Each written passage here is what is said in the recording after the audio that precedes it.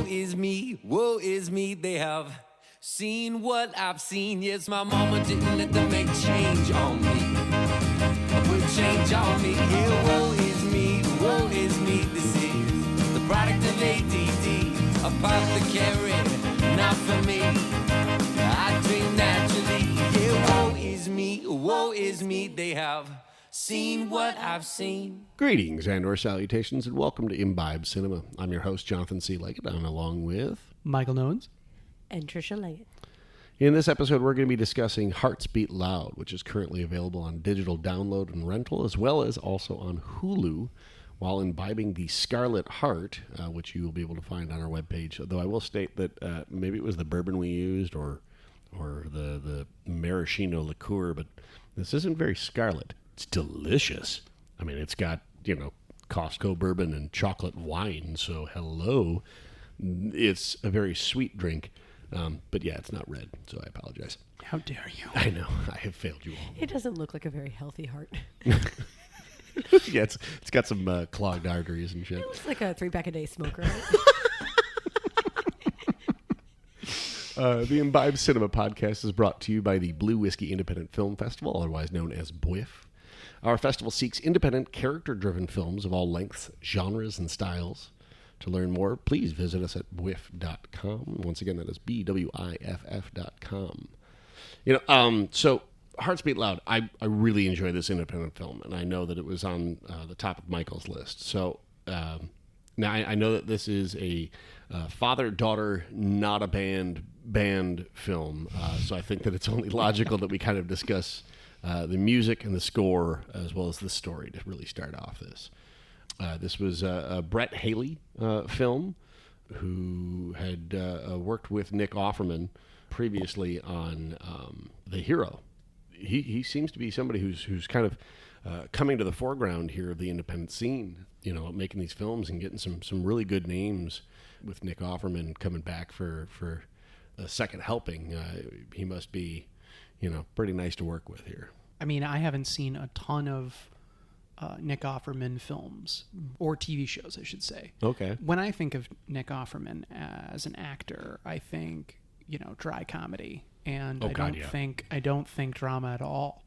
And to me, I mean, yes, sure, this is a hilarious movie, at least in my opinion, but the drama behind it was fantastic, and I thought his performance was fantastic.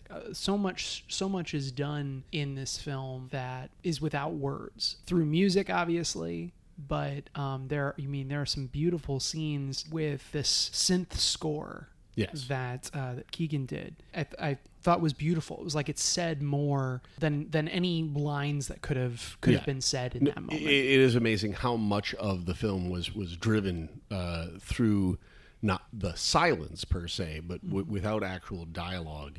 What Keegan was able to do through the music, not only in the original songs that both Nick Offerman and Kiersey Clemens sing together, right, as that father-daughter, we're not a band, but just everything. Name. Yeah, that is a perfect Love name. it. Yeah, it's like the band from TV, and it's a pun on the fact that they are a band, and everybody on that band was from TV, because House. Hugh Laurie was the piano player. Oh, cool. So that was like a standard. Oh, cool. Whatever. Great I'm going to job. go ahead and Great say job. whatever I want to say. Hey, I can go back to drinking. It's fine. You guys talk. I'll drink. Wait, what do you mean go back to Yeah, drinking? I don't think any of us have stopped. Well, anyways, let me get back to dismissing you. She's honest.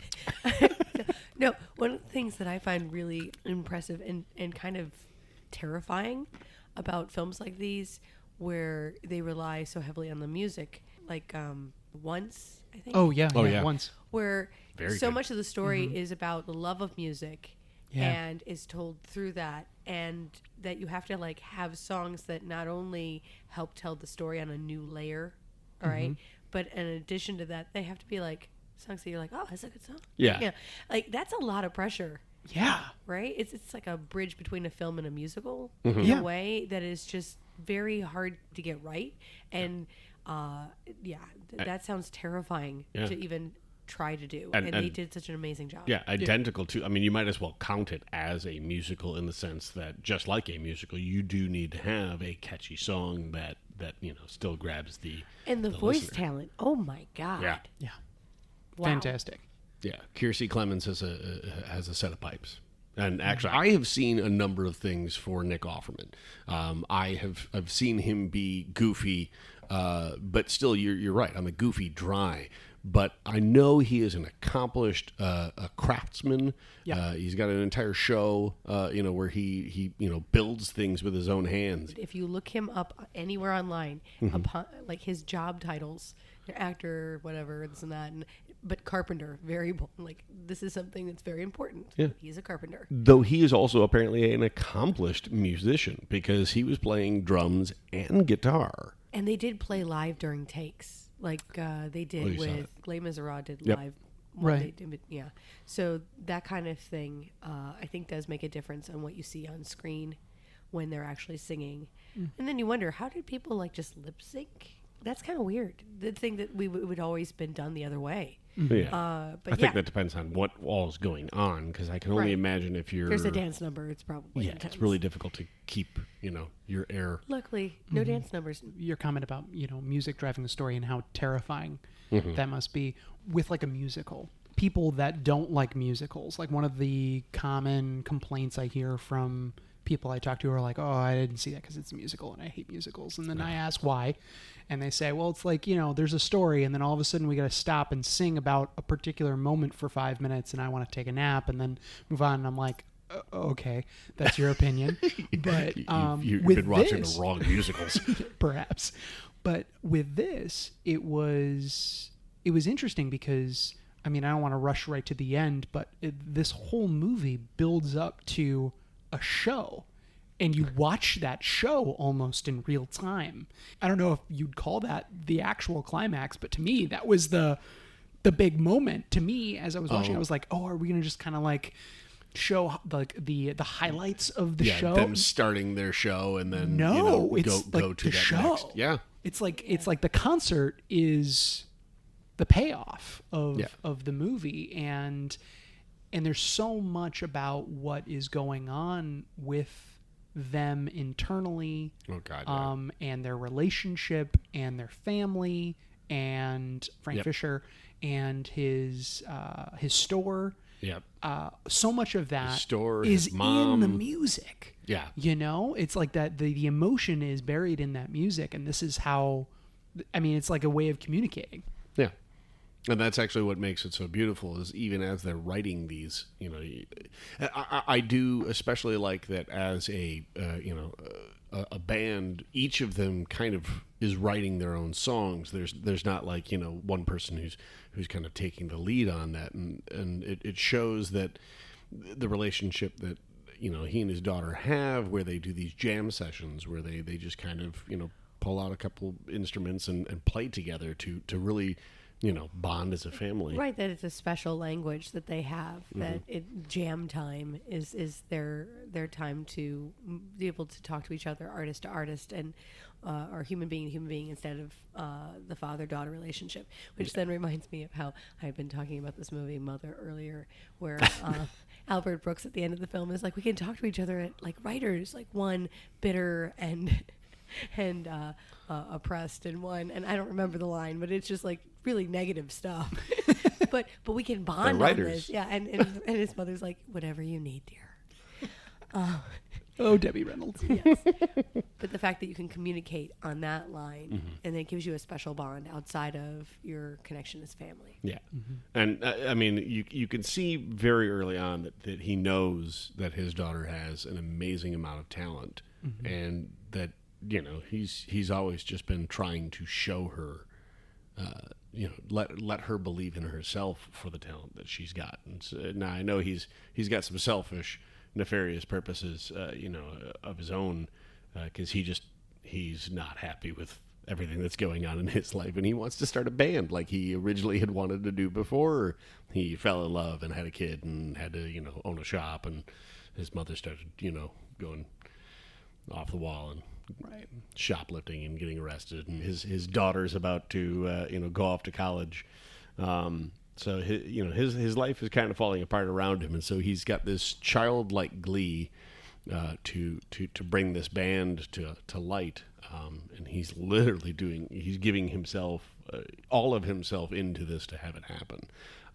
But it is amazing how well the music really helps drive all those emotional silence moments, and really keep the plot moving.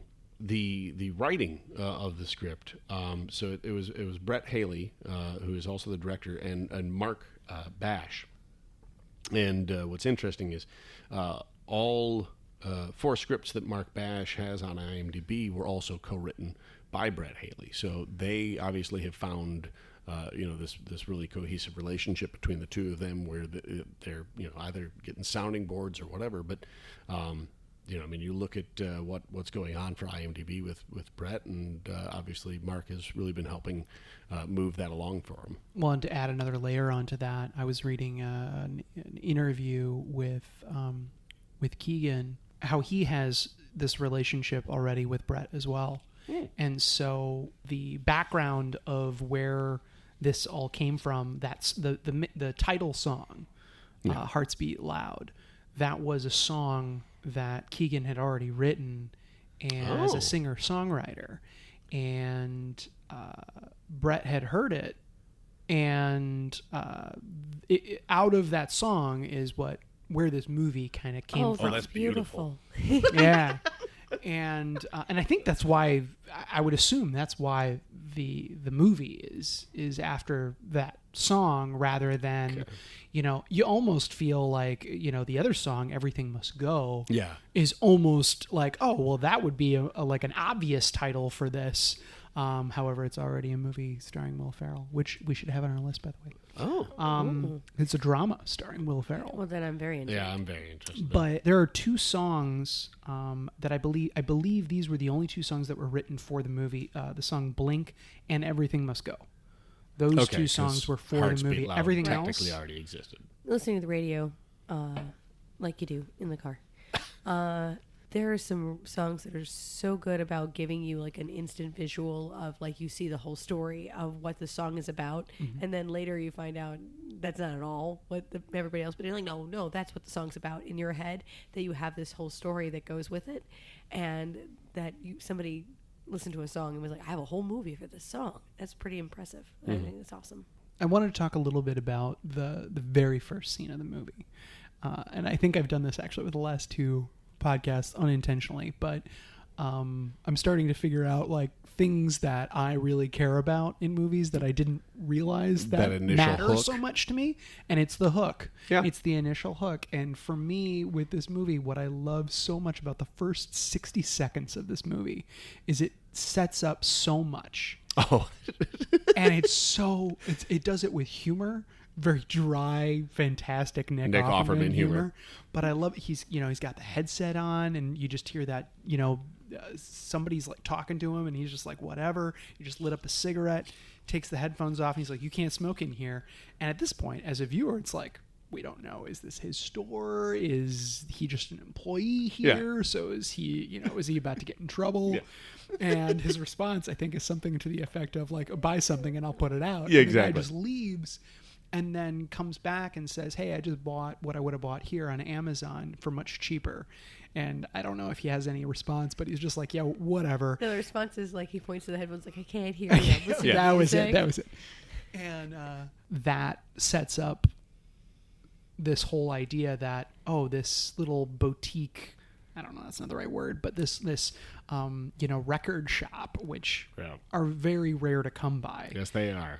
He's in trouble. Yeah. That's what it's setting up. It was his only customer, and and that's 60 seconds. Yep. And I was like, well, first of all, funny, and the store's in trouble. Yeah. I can see this. Is he the owner yet? I don't know, but I'll find out. I that was the hook for me. Yeah, no, it is very convenient, I would say, that actually our last 3, and technically our first 3, podcasts have all had, a very solid hook right off the bat. Now, granted, we tend to be, film lovers. We're not film critics per se. I would say we're more reviewers than anything else. Well, and nowadays, nerds. Nerds. Nerds. They always say when you're pitching a story that, like the 30-second pitch, and you got to grab their attention. Beyond just as a screenwriter, because as an average moviegoer, you don't think about that. If you've bought a ticket for a movie and you go see it, you've invested. Already got that hook, exactly. You're going to stay unless it's that terrible, apparently, and then you walk out, which I've only done once. Me too. Yeah. Well I want to know what movie. Yeah.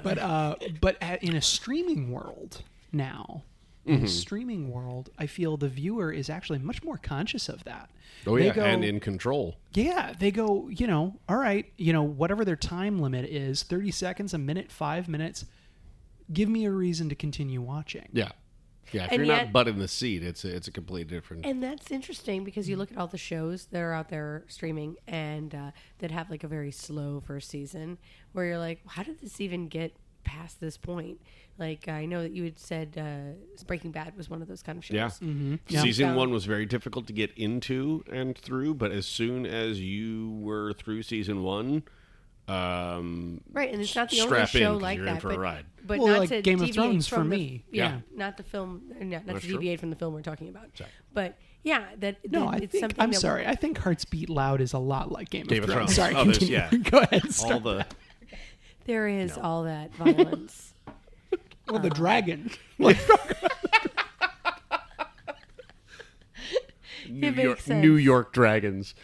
True. We're talking primarily about film, but when it does come to like these streaming shows specifically, like almost every show has such an immense cliffhanger at the end of the episode just to cause you to need to click next rather than being like, okay, I can wait another couple of days to see the next episode. I think a testament to how brilliantly that can be done is what's the British television show that Downton Abbey? Yes. Oh dear. That one had cliffhangers. All she had to say was British television. Show, like, Tea Downton Crumpets, Abbey? Downton Abbey.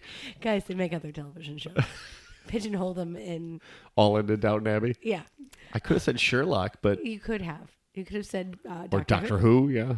But you knew instinctively, how do you make a giant cliffhanger, intense drama out of, like, biscuits? And they do it. And you're like, damn, I need to see this next episode because what if the dinner party doesn't go right? As far as music goes, I got the soundtrack and I listened to it and I love the score bits other than the actual songs. Okay.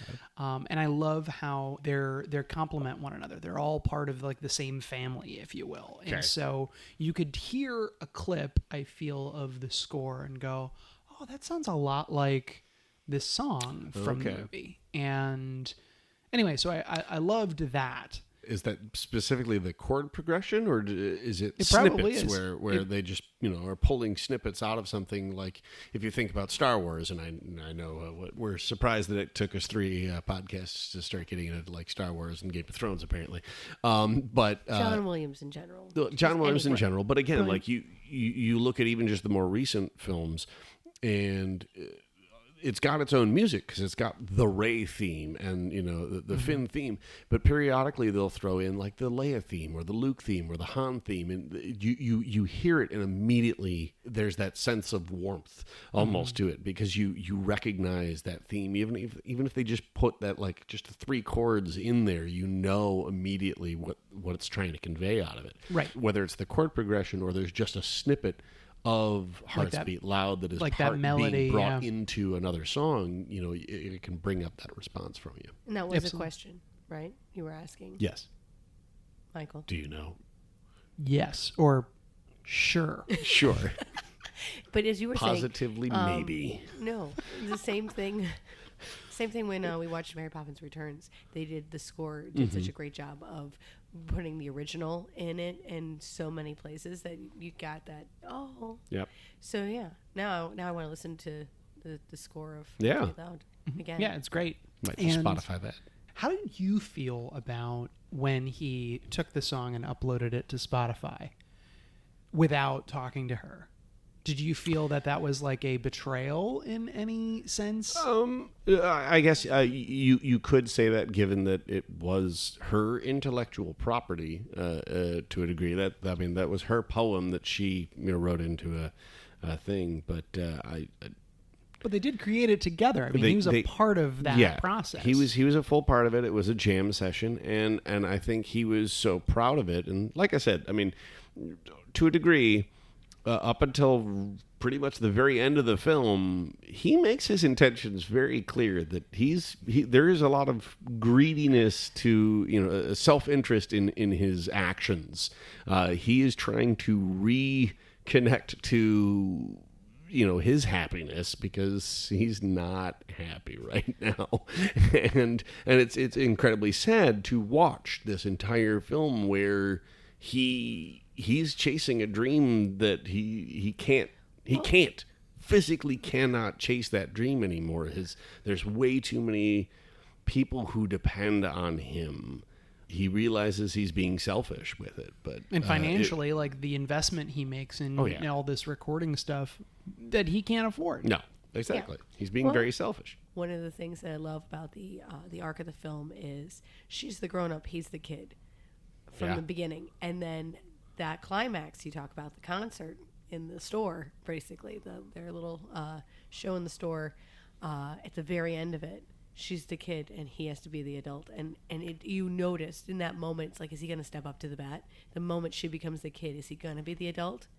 And he is in that moment. And it's beautiful. I mean, to me, that's the climax, is when he has to be an adult. In the entire film, he's been the kid, she's been the adult. And he was just waiting for her to become the kid again, and then he would be the adult. But he didn't want to. See, I don't see anything about him wanting that. I just see him realizing in that moment that he can't continue to be selfish. Or the kid in the relationship. She was the responsible one, and he was the child. We're going to take a few moments here to fill our glasses, but get ready to imbibe more after this. Foxhole Creative is a production company and venue in Chicago's Lincoln Square neighborhood. Host your next private event, screening, meeting, or project at their versatile space. Their production team is the solution to your creative needs. Whether you need a commercial or online promo video for your business, an exhibit set up for an event or festival, or a boutique crew to shoot your next short or feature film, they've got you covered. Step into their sound booth for the perfect voiceover recording and work with them for all your post-production needs. Learn more at thefoxhole.com. You're listening to Imbibe Cinema. I'm Jonathan C. Leggett, and I am here once again with Michael Nones and Tricia Leggett. And we have been discussing the independent film Hearts Beat Loud. Do you like this episode? Please subscribe or follow us on all your favorite podcast providers to get the new episodes as soon as they become available. Write and leave us a review to help us show Take that one again. Yeah, I'm going to 579. Rate and leave us a review to help our show reach all of your friends or your enemies.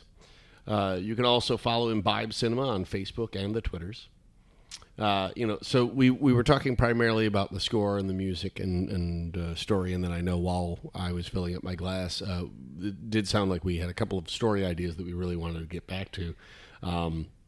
So let's hit that before we get into the cast and crew, because I think it'll move. Quick recap of what we were talking about when we weren't recording. Last time on Imbibe Cinema. Or during the break. We were talking about how, there are a lot of stories where you have a child going off to college, or a parent-child relationship that's older, where you show a sequence of flashbacks where you see them having these bonding moments as the child is little and getting older to where they are now. And this film does not have that, and it did not need that at all. In fact, there was so little. I mean, first of all, their chemistry, their bond on screen, the father-daughter connection is beautiful. It's so fascinating to watch. Natural. It brings you in, and you were just hooked. Now, the history of their family and where mom is not stated right away. We talk about how it's like, wow, how long was it in the film where we still didn't know what happened? Like, did she leave? Did she die? What happened to mom? We don't talk about it. And as a viewer, you're just trying to figure, like, what's going on? And they let it, it's like 30 minutes in? How long before we figured it out? I don't remember, but it's probably even longer than that. It's well into the movie. Yeah, it's well into the movie, and then earlier when I was talking about how they convey so much without words. What I love is the scene where he's walking along the street and he walks up alongside this white bicycle and he looks down. Then we see her name, Danielle, and a date, Fisher, and a date, and you go, oh, and then he's got like I think his notebook in his pants, and he pulls that out and then sits down on the curb, and it's just like I'm just I'm going to sit here, go through some music and sit here with my wife. It's beautiful and sad at the same time. Yeah. It's heartbreaking. Yeah. Yeah. No, specifically, what we were discussing about, they don't need to show their relationship. They don't need to show flashbacks. So many times in films, I think most people who are watching films are just smarter than needing to be spoon-fed all of the information. Like we like to solve a little bit of a puzzle or see a glimpse of something and go, oh my gosh, that's what this has always been. I think that a lot of filmmakers, and I'm very happy that Brett manages to pull this off, is he's not spoon-feeding us all of this exposition. He's letting it come out naturally as the film progresses, and letting us kind of share these moments with these people as we're also understanding and realizing things. Yeah, it's nice.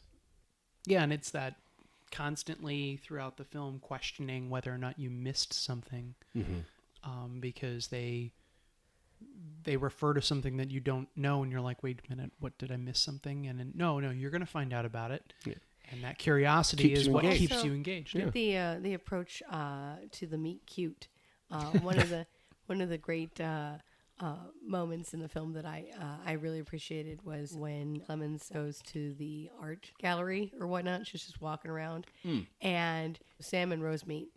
There's just this like kind of smile exchange, and then she just starts laughing, and that's it. Just this adorable reaction, and I just thought of like Audrey Hepburn, and I don't know why, but that reaction that she has where she just giggles, it just struck me as something that's very Audrey Hepburn, and I was like, oh, I love this character even more now. I find it funny that throughout all these items that we've kind of been discussing, we haven't even hit on Blythe Danner or Toni Collette.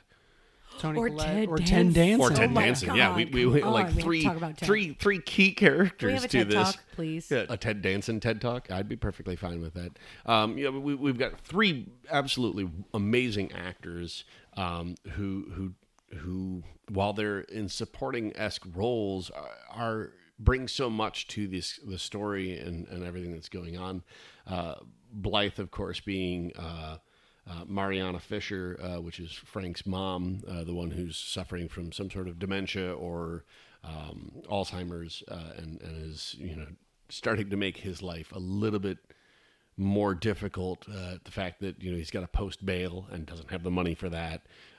He's trying to decide whether or not he needs to be putting her into a home, but he knows he can't do that to her. Toni Collette playing the landlord, and what an interesting character and character arc Tony and Nick Offerman have together, because there's this whole like, are they in love? Aren't they in love? Does she actually like it? Because it looks like Nick likes her, but is so confused by the whole relationship that even he realizes this is or this isn't going anywhere. I can't tell. Well, and we had that opposite reaction, because when we were watching the movie together and we see their first few interactions, to me it's like she's so waiting for him to ask her out, and he never does, and she's like, okay, never mind.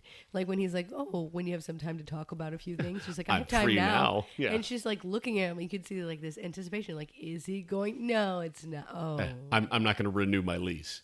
Oh, that's not where I thought this conversation was going to go. Right. It is very interesting when they do go out on the date, and they start the date.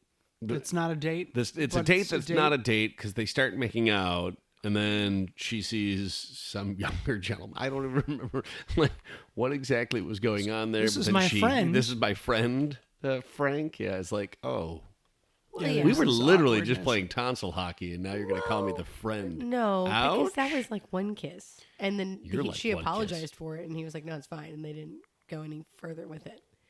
So I think she was looking for like the thought that this might go further, and I don't think he would ever go anywhere further with it. See, and I felt like, especially when he kind of like loses it on her, Oh, yeah. Oh yeah, I feel that was a, obviously Gut reaction. more to your comment about how he's the kid the entire time. Like he has this very immature reaction to all of it, and ends up like snapping at her.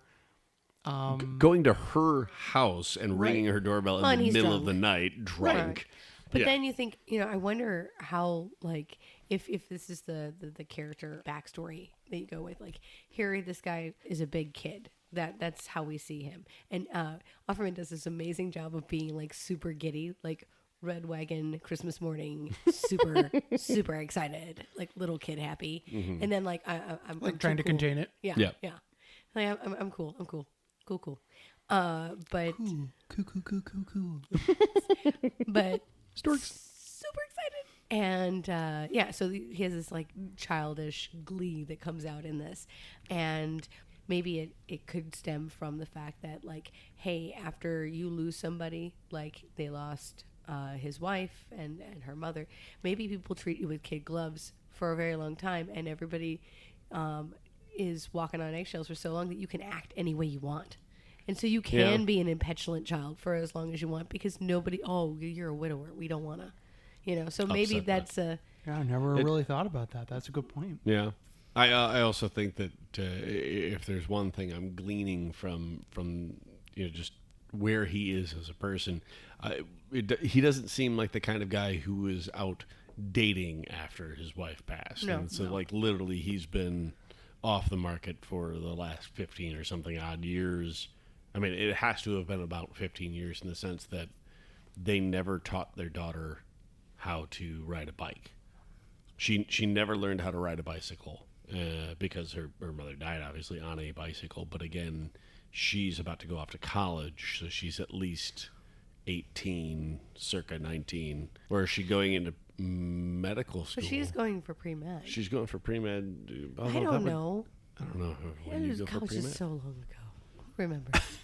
I mean, could she have finished a 4-year college and now she's going into med? I don't know. Michael? Let's call Brett up. Hey, Yeah, Brett. And Brett, Brett. answer us this. Oh, but hey, speaking of fun riddle me facts, this. fun facts Ooh, about I this love film. fun facts. Here's a fun film fact. Ted Danson in this film is a bartender. So, like a stretch, really, for him as an actor. Well, he's a just- high bartender, Yeah. and Sam was never high. It's true. Well, That I was the mean, 80s. define a high, because he did fall off the wagon at one point in that show. But that was that pain meds or was that just alcohol? No, it was just- because Shelley Long left him, oh and then he went off the wagon. Yeah, because I remember important details from of Cheers.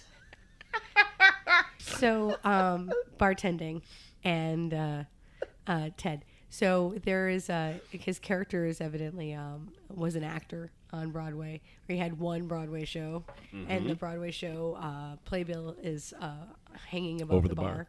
It turns out that the show that is referenced, Ted Danson was really in that show on Broadway. Oh, Yes, and it was one performance in 1973 in which he played a bartender. oh, that's Meta. wow. Yeah. That's super meta. But it's like, it almost seems like the world just wants Ted Danson to tend bar. I'd want him to tend my bar, That sounds and that did really sound a little like a little euphemism there. It did. But no, like I would love to sidle up to like a bar and like just talk to Ted Danson, because he seems like the kind of guy who would be like the bartender of your dreams, He the seems very kind of guy nice. who'd be listening, aptly to you and distilling that beautiful advice while like popping another beer and pouring another shot. Or Like, like take your time is what he says in this film. Take your time, enjoy it, and then he Yeah. just does a shot really quickly while he's saying that. shouldn't we have shot glasses for this? No. See, and that's the thing we don't really ever find out what that drink is. No. And I'm really curious. It's the good stuff. It's because tequila, part of me, I thought. okay, well, because part of me Yeah, was it looked like, tequila. is it just water? The acting obviously was fantastic. It's a very robust cast of characters. Well, and I love Toni Collette in absolutely everything. Oh my I gosh, think she's that fabulous. she's just an incredible actor. Yeah, I know one day I'm going to have to watch Hereditary, and I'm terrified because I don't like scary movies. Oh. And But you'll she's do it in for that. her?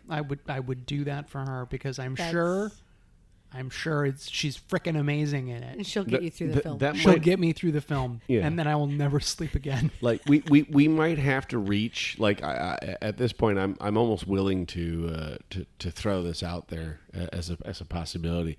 If we reach a certain number of followers or a certain number of likes, we will do a scary movie for Sure.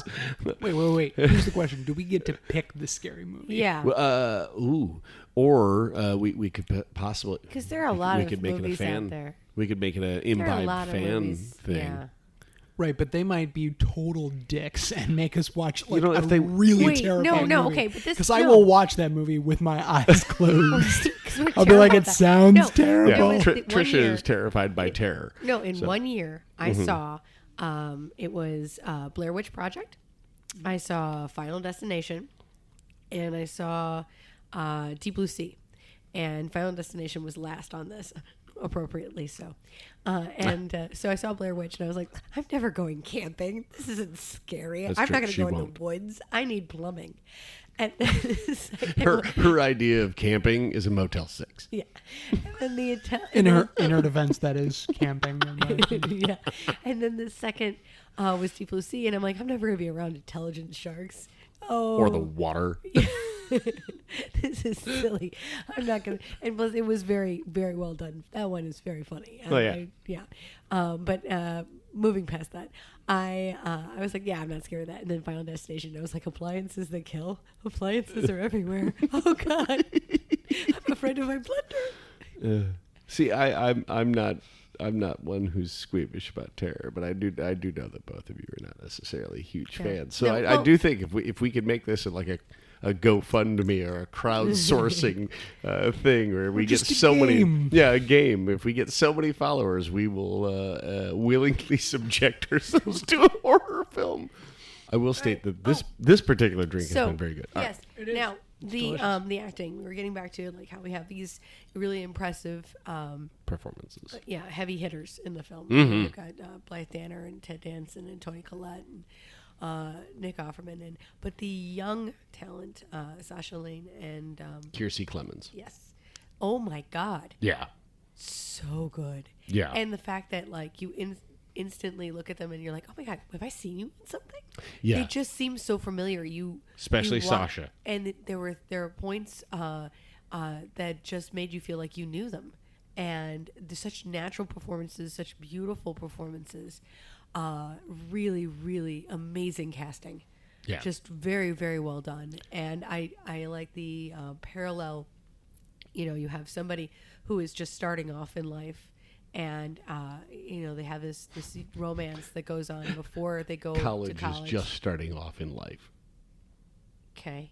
That's John's having his own moment. And then you have somebody who's their kids leaving the nest, and so it's a new stage in life for them, and it's redefining who they are and their kind of relationship with this woman in his life and how that goes on. And just both of them are at a point where they're finding themselves again, right? She's discovering who she is because she's going away to college. He's discovering who he is without being a dad and being his primary thing, and being a record store owner. He has to reinvent himself, and she's reinventing herself, and yet to be there for each other in that moment.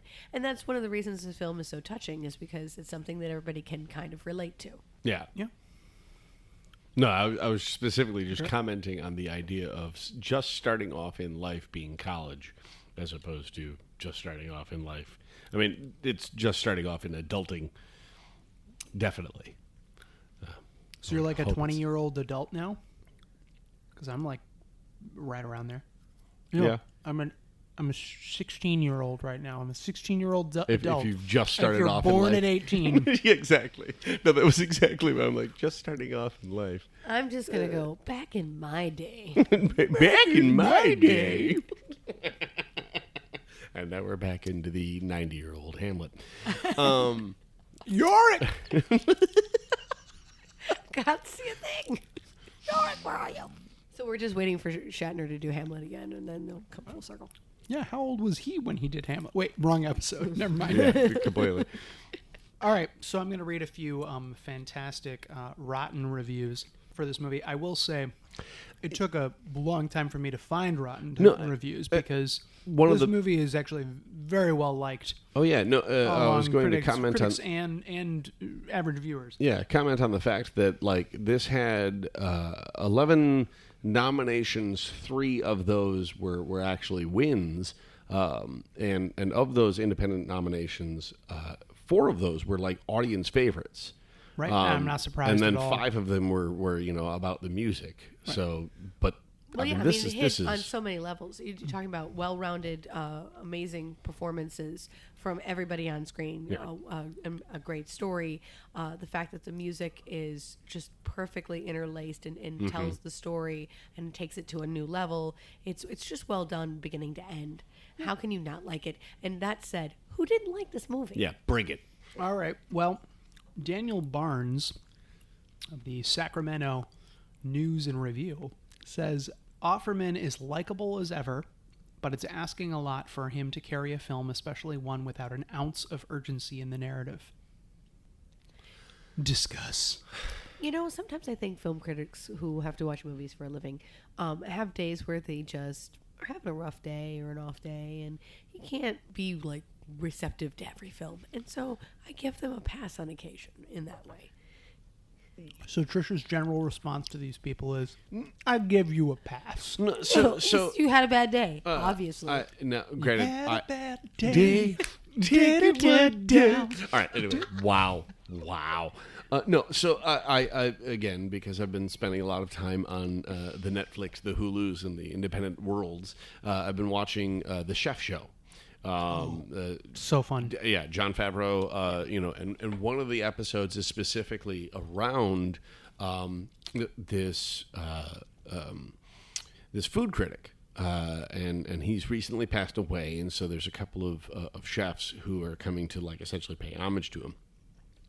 The thing that I found fascinating about this particular episode and why these so many people are ready to pay homage to this particular gentleman is, if he would go to a restaurant and he didn't like it, he didn't critique it. What he felt his job was as a critic was not to just crap on people's lifeblood, the thing that people are doing, to be out of a passion, okay, like an independent film or a dish that they have spent, their lifeblood trying to perfect. What he would do is he would specifically go to restaurants that he felt were not getting the attention that they deserved. And if he found a restaurant that he found to be magnificent, he would write a critique to essentially bring people to that restaurant. We need more people like that in this exactly. world. And There's so much negative trolling in the world. Why can't we talk about... Hot damn it, I think that's Imbibe cinema. It is. If there's a movie that we don't care for, even just one of us, I feel, if we're not into it, we're not gonna talk about it. No, because in my opinion, it comes down to the age-old saying: if you can't say anything nice, just don't say anything at all. And that is how Mom raised us. Thanks, Mom. Yep. Mm-hmm. We drink over it. Yeah, we do. But no, so that's the thing while I do see what they're discussing about the idea that there's not a whole lot of urgency, but it's an independent film, dude. Does a film have to have? It doesn't have to have. No. It does. It does. There's a timeline in which she's going away to school. He's trying to keep her from leaving. He's trying to get her to join a band because this is his last desperate attempt to keep his baby from leaving. And also to reconnect to the thing that he loves most. Right, exactly. Loves most. Well, other and than using that, yeah. There's that, and the urgency of young love, of how intense it is, and this new relationship. There's the urgency to her relationship because Right. it potentially is ending as soon as she goes to school. There's the urgency. All right. Chicago Reader again. What is up with You Chicago gotta be Reader and kidding me. Hayden? They just want to be in the show. Go I ahead. guess I just They want just to be want in to that be show. in the show. John does it better. I just want to be in the show. Writer-director Brett Haley coaxes a few weak laughs from the daddy-daughter role reversal and stale, mushy drama from the cycling death of a girl's mother more than a decade earlier. Okay, I really want to know who this person is and what they Is it consider. the same person? No, different person. Thank No, I goodness. just want to know what they consider a good movie. I don't understand necessarily what is exactly so upsetting to the Chicago Reader, but obviously they hire a very specific group of people. Yes, we kind of previously discussed there was one guttural laugh that we had. It was specifically around when they came up with what the band name was, which is Dad, we're not a band. That's a good name. There's a reason that this was an you would get audience bigger laughs award with an audience. nominee. Yeah. Yeah, it's different when you watch it by yourself, people. Yeah. Our final one. Save the best for last. Is this another financial newspaper? Well, this one is Horse and called. Hound. Of course it is. This is going to hit on every episode. Until we hit Horse and Hound. This is the Stranger from Seattle, Washington. Sounds very intense. All right, so I'm gonna read this, and it's gonna just ooze professionalism. So, Ooh. it's cute. It's quote unquote quirky, parentheses, ugh. And it's boring as hell, with hollow dialogue and a plot that shuffles along like an old tired dog. Yeah, this is. Go ahead. Go, You go no, first. you ladies first, please. No, it just seems like this person is dying to do reviews and emojis. Brownie face. Smiley face, poop emoji. So no, but okay. So this is, and granted, we're doing a podcast, so nobody really gets to see us in person. But at the same time, and You're again, welcome. this is, ouch. This is again one of those things about like our current socio whatever you want to call it. But I wonder if this person would in an audience say that out loud. Maybe just don't say anything at all. Yeah. In fact, I'm not going to lie. When Imbibe gets our first troll, I will officially believe that we have made it. It's gonna be legend. Wait for it. I hope you're not lactose intolerant because the next word is dairy. That was a good show. Yeah, it was. Once again, ladies and gentlemen, we greatly appreciate all of our listeners, especially the patience for our tangents and our digressions, for choosing this podcast, and especially for supporting independent films. Keep an ear out for our next episode when we'll be discussing Stephen Knight's Locke, which is starring Tom Hardy. To check out our show notes or to just drop us a note, please visit us at imbibecinema.com. Once again, I am Jonathan C. Leggett, and thanks again for imbibing with us. Cheers. My mama didn't let them make change on me. Put change on me. Yeah, woe is me. This is the product of ADD. Apothecary, not for me. I dream naturally. Yeah, woe is me. They have seen what I've seen.